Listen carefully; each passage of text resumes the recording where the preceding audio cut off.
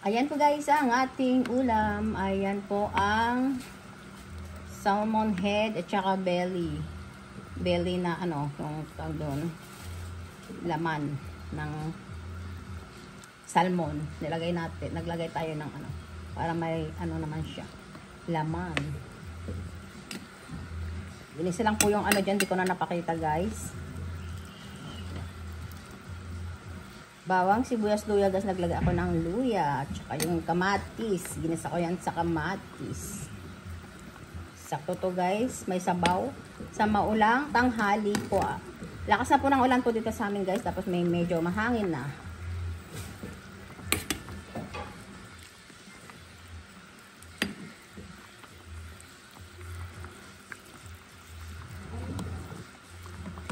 Naglagay tayo ng pechay guys. Ayan. Hindi natin siya masyadong haluin kasi nga po. Ayan po guys ang ating ulam na niluto. May sabaw. Ayan. Thank you guys for watching. Just like, share, and subscribe. Bye!